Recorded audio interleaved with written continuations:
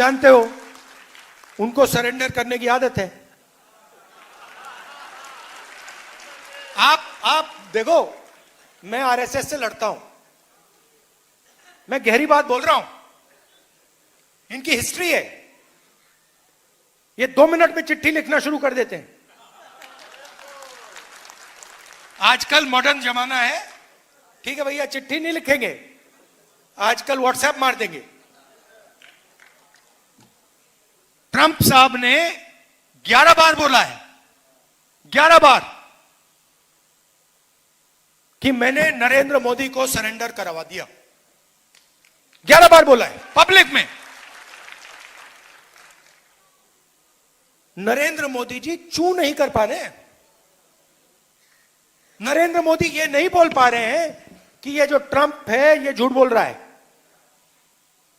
क्योंकि वो सच्चाई है। और मुझे मालूम था कि जिस दिन हमने थोड़ा सा दबाव डाल दिया, उस दिन एकदम सरेंडर कर जाएंगे। मगर आप गलत फहमी में मत रहिए।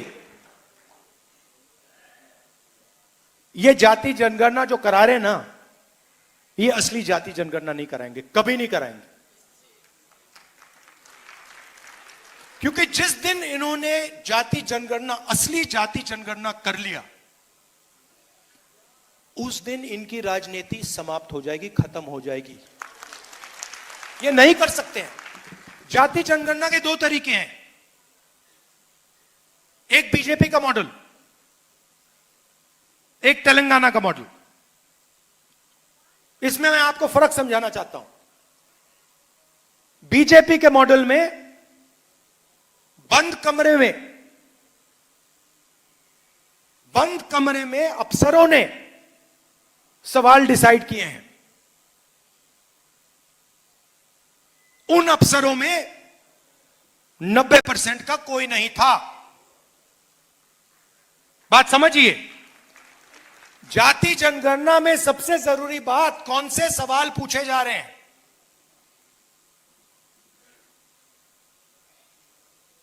तेलंगाना में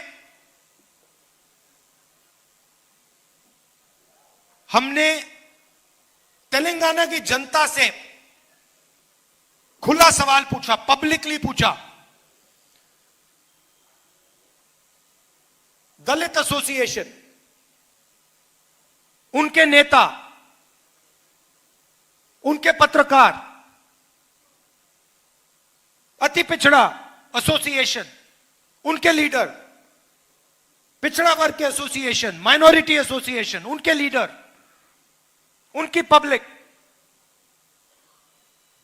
आदिवासी, जनरल कास्ट, सबसे पूछा कि भैया देखिए, हम जाति जनगणना करने जा रहे हैं, सर्वे करने जा रहे हैं, आप कौन से सवाल पूछवाना चाहते हो।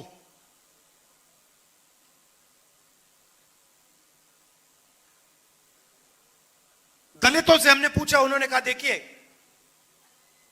हम सवाल चाहते हैं कि आपने कभी अनटचेबिलिटी एक्सपीरियंस की है, हम ये पूछवाना चाहते हैं। पिछड़ों ने अलग सवाल दिए, अति पिछड़ों ने अलग सवाल दिए, दलितों ने अलग दिए, आदिवासियों ने अलग दिए। 3 लाख लोगों ने ऐसी मीटिंग में, खुली मीटिंग्स में जाति जनगणना के सवाल डिजाइन किए। उसके बाद सरकार तेलंगाना के हर घर में गई, हर व्यक्ति के पास गई। अगर वो व्यक्ति घर में नहीं था तो वापस गई, एक बार नहीं अनेक बार गई, और डेटा कलेक्ट किया। बीजेपी का मॉडल ये नहीं है। बीजेपी का मॉडल है, हम सवाल डिसाइड करेंगे, और अगर आप जवाब देना चाहते हो दो, नहीं तो नहीं,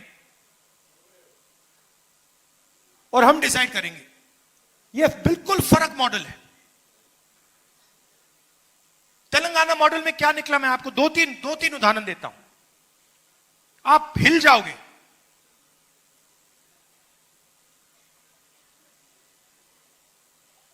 सरकारी कॉन्ट्रैक्ट्स देखे हमने,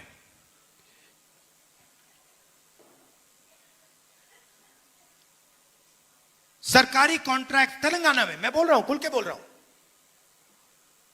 तेलंगाना में दलितों को, आदिवासियों को, पिछड़ों को, अति पिछड़ों को सरकारी कॉन्ट्रैक्ट मिलते ही नहीं है।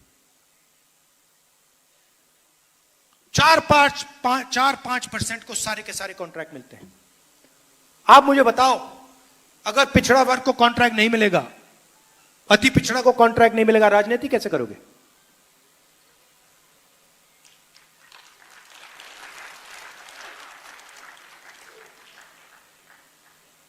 हमने उबर ड्राइवर्स की लिस्ट निकाली है जो डिलीवरी करते हैं।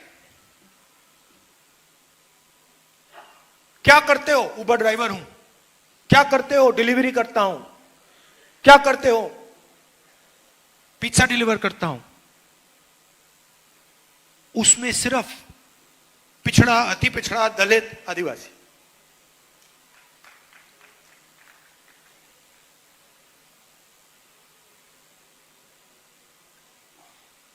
तो बिल्कुल क्लियर है, बिल्कुल साफ हो जाता है। जिस दिन देश में सही जाति जनगणना हुआ, उस दिन एक्सरे छोड़ो, एमआरआई जैसा हो जाएगा। आपको पता लग जाएगा भैया यहां क्या है, वहां क्या है, क्या हो रहा है। और ये मैं आपको बोल रहा हूं, या तो बीजेपी सही जाति जनगणना करेगी, मुझे नहीं लगता करेगी। वो 27 में कह रहे करेंगे, मुझे नहीं लगता। मगर मैं आपको वायदा कर रहा हूं, बीजेपी करे ना करे, मैं तो पार्लियामेंट हाउस में, राज्यसभा में, लोकसभा में करवा के दूंगा।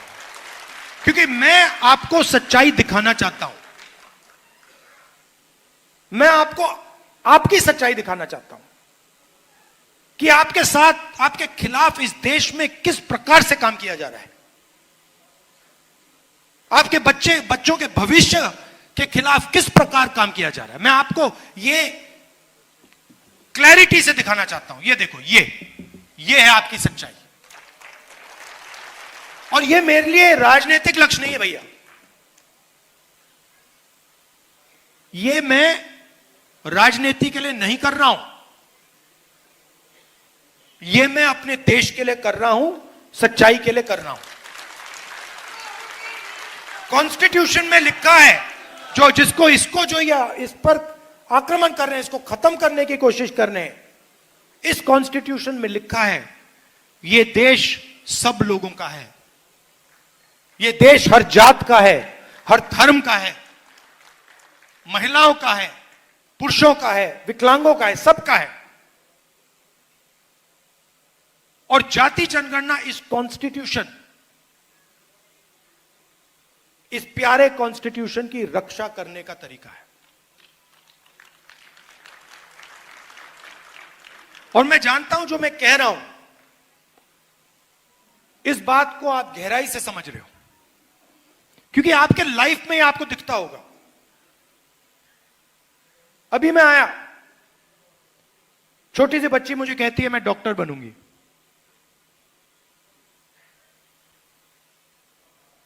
मैं जानता हूं कि यह देश उस बच्ची से झूठ बोल रहा है। मैं जानता हूं क्योंकि वो अति पिछड़े वर्ग की है, वो डॉक्टर नहीं बनेगी, क्योंकि आप लोगों के लिए रास्ते बंद हैं। और मैं वैसा देश नहीं चाहता हूं जो अपने बच्चों को झूठ बोले। डॉक्टर बनोगे, लॉयर बनोगे, कंपनी चलाओगे, आईएएस अफसर बनोगे, और फिर लिस्ट निकालो, कुछ नहीं, 90% उस लिस्ट में है ही नहीं। उसमें गरीब जनरल कास्ट के भी लोग हैं, वो भी परे किए गए हैं। 95% लोगों के लिए इस देश में कुछ नहीं है। पहले पब्लिक सेक्टर हुआ करता था, सारा का सारा प्राइवेटाइज कर दिया। अदानी, अंबानी, ये नाम आप जानते हो। पोर्ट, एयरपोर्ट, डिफेंस, जो भी इनको चाहिए, जितनी भी जमीन चाहिए, धारावी लेने की कोशिश कर रहा है। आप धारावी गए कभी? धारावी कोई गया यहां पे? धारावी इनोवेशन का सेंटर है हिंदुस्तान में।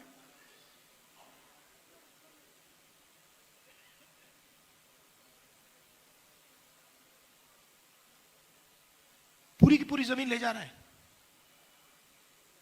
लाखों करोड़ रुपए की जमीन, ऐसे ही दोस्ती है बस नरेंद्र मोदी के साथ।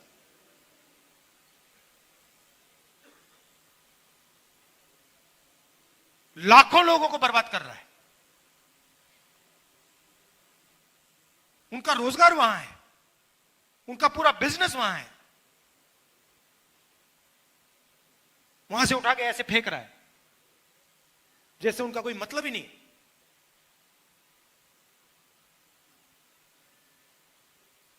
अपने आप को महाराजा सोचता है। हां, तो ये लड़ाई हो रही है। दूसरी बात, और उतनी ही जरूरी बात,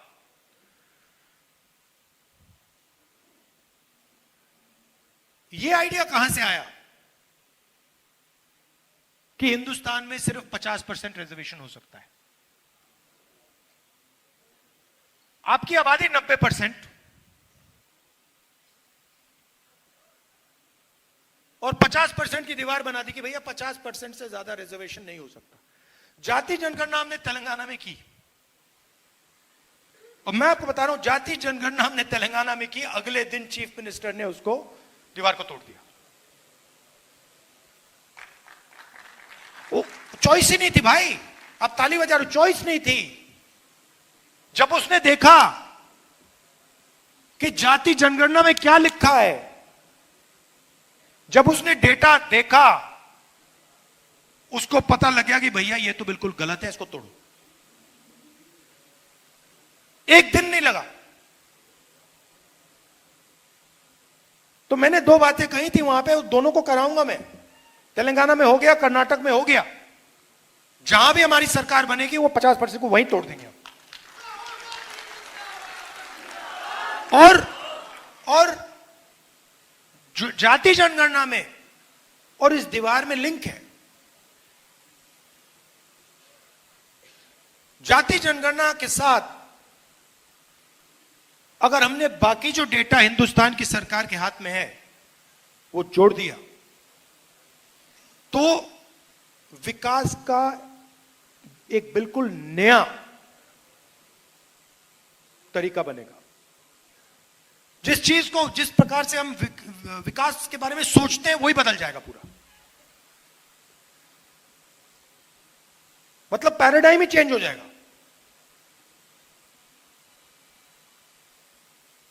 और ये बिहार से शुरुआत होगी।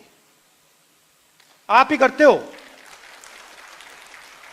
ये काम, आप लोग ही करते हो, हजारों सालों से करते आ रहे हो, और ये काम आप ही करोगे।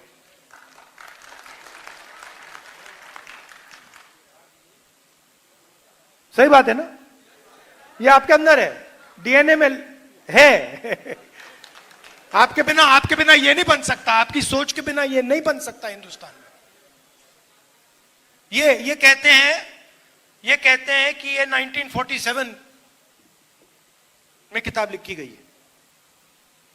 नहीं, ये हजारों साल पुरानी किताब है। ये इस किताब में हजारों साल पुरानी सोच है। अभी आपने बुद्ध भगवान की मुझे फोटो दी और मूर्ति दी, क्या उनकी सोच इसमें नहीं है?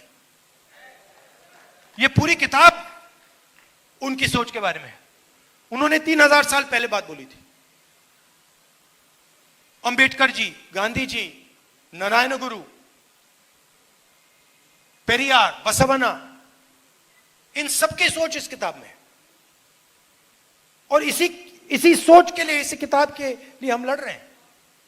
हजारों साल से आरएसएस की सोच, इस सोच को खत्म करने की कोशिश कर रही है। ये पुरानी लड़ाई है। ये मत सोचिए कि ये बीजेपी और कांग्रेस के बीच में लड़ाई है। ये हजारों साल पुरानी लड़ाई चल रही है। हजारों साल पुरानी लड़ाई है ये बस उसका मॉडर्न रूप है।